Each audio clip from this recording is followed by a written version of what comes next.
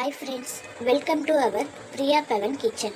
இன்றைக்கி நம்ம என்ன பார்க்க போகிறோன்னா, பேக்கெட் மசாலா பொருட்கள் எதுவும் சேர்க்காம வீட்டில் இருக்கிற பொருட்களை வச்சு சிம்பிளாக வீட்டு ஸ்டைலில் பிரியாணி செய்ய போகிறோம். வாங்க எப்படி செய்யறதுன்னு வீடியோக்குள்ளே போய் பார்க்கலாம்.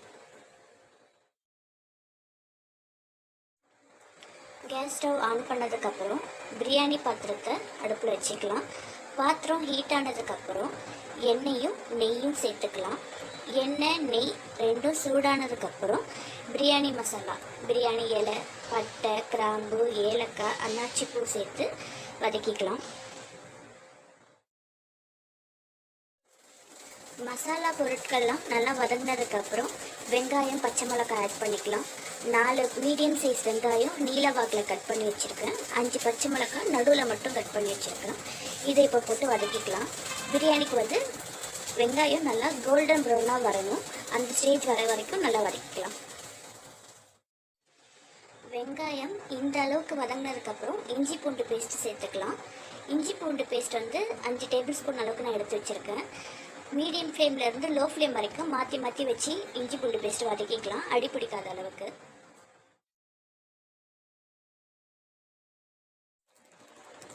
இஞ்சி பூண்டு பேஸ்ட் பச்சை வாசனை போகிற அளவுக்கு வதக்கியாச்சு. இப்போ மீடியம் சைஸில் 3 தக்காளி கட் பண்ணி வச்சுருக்கேன். அதை சேர்த்து நல்லா வதக்கிக்கலாம். இல்லை உங்களுக்கு தக்காளி முழுசாக வதக்கி போடுறதுக்கு விருப்பம் இல்லைன்னா நீங்கள் அந்த 3 தக்காளியும் அரைச்சி பேஸ்ட்டாக கூட இந்த டைமில் போட்டு அதை நல்லா வதக்கிக்கலாம். தக்காளி நல்லா வதங்கிடுச்சு. இப்போ நம்ம சிக்கன் சேர்த்துக்கலாம். இன்றைக்கி நான் சிக்கன் 3/4 கிலோ எடுத்திருக்கேன். இப்போ சிக்கன் எல்லாம் ஆட் பண்ணிக்கலாம். சிக்கன்லேருந்து தண்ணி பிரிஞ்சு வர வரைக்கும் கொஞ்சம் வதக்கலாம். தண்ணி பிரிஞ்சு வந்ததுக்கப்புறம் நம்ம தண்ணி ஆட் பண்ணிக்கலாம்.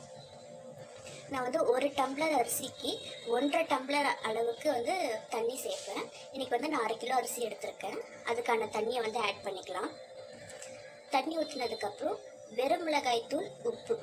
மிளகாய்த்தூள் நான் 3 டேபிள் ஸ்பூன் அளவுக்கு எடுத்திருக்கேன். உங்களுக்கு காரத்துக்கு வேணும்னா கூடையும் இல்லை குறைச்சலாகவும் சேர்த்துக்கலாம். உப்பு டேஸ்ட் பார்த்து சேர்த்துக்கோங்க. மிளகாய்த்தூள், உப்பு சேர்த்ததுக்கப்புறம் நம்ம இப்போ க்ளோஸ் பண்ணி வச்சுருவோம். தண்ணி நல்லா கொதிச்சதுக்கப்புறம் அரிசி ஆட் பண்ணிக்கலாம். நான் ஆல்ரெடி பாஸ்மதி அரிசி 1/2 மணி நேரம் ஊற வச்சுருக்கேன். இப்போ நம்ம அரிசி ஆட் பண்ணிக்கலாம். தண்ணியை நல்லா கொதிச்சிடுச்சு. அரிசி ஆட் பண்ணதுக்கப்புறம் கரண்டியில் மெதுவாக கிளறி விட்டுட்டு க்ளோஸ் பண்ணி வச்சுருவோம். தண்ணி நல்லா சுண்டட்டும். எப்பயுமே பிரியாணி செய்யும்போது வெங்காயம் நல்லா கோல்டன் ப்ரௌன் வர வரைக்கும் வதக்குங்க. அப்புறம் முக்கியமாக அரிசி அளவோட கறி அளவு கூட தான் இருக்கணும். 1/2 கிலோ அரிசி போடுறீங்கன்னா 3/4 கிலோ போடுங்க. 1 கிலோனா அது கூட போடுங்க. ஈவனாக கூட போடலாம். ஆனால் அதோட எப்பயுமே அரிசி அளவோட கறி அளவு கூட இருந்தால் பிரியாணி எப்பயுமே டேஸ்ட்டாக இருக்கும். குறைச்சி போட்டிங்கன்னா நல்லா இருக்காது. இது நீங்கள் ஒரு தடவை வீட்டில் ட்ரை பண்ணி பாருங்கள். மசாலா போடாமல் ட்ரை பண்ணி பார்த்துட்டு எப்படி இருக்குன்னு சொல்லுங்கள். தண்ணி நல்லா சுண்டிடுச்சு. இப்போ நம்ம தம் போட்டுடலாம். 5 நிமிஷம் தோசைக்கல்லை ப்ரீ ஹீட் பண்ணி வச்சுருக்கேன். இப்போ இதில் பிரியாணி பாத்திரத்தை வச்சுப்போம். க்ளோஸ் பண்ணிவிட்டு மேலே தண்ணியோடைய இல்லை வேறு ஏதாவது வெயிட்டான ஒரு பொருளை மேலே வச்சுட்டு க்ளோஸ் பண்ணிவிடலாம். 5 நிமிஷம் ஹை ஃப்ளேம்லையும் 10 நிமிஷம் லோ ஃப்ளேம்லையும் வச்சு ஆஃப் பண்ணிவிடுவோம். அதுக்கப்புறம் 15லேருந்து ஒரு 20 மினிட்ஸ்க்கு அப்புறம் நம்ம ஓப்பன் பண்ணி பார்க்கலாம். பிரியாணி ரெடி ஆகிடும். அந்த டைம் போதும்.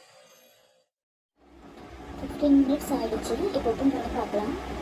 பாருங்கள், அரிசிலாம் உதிரி உதிரியாக இருக்குது. நிஜமாக சூப்பராக இருக்கும். ஒரு நாள் மசாலா எதுவும் போடாமல் ட்ரை பண்ணிப்பாங்க. சிம்பிளாக வீட்டு ஸ்டைலில் பிரியாணி நல்லாயிருக்கும்.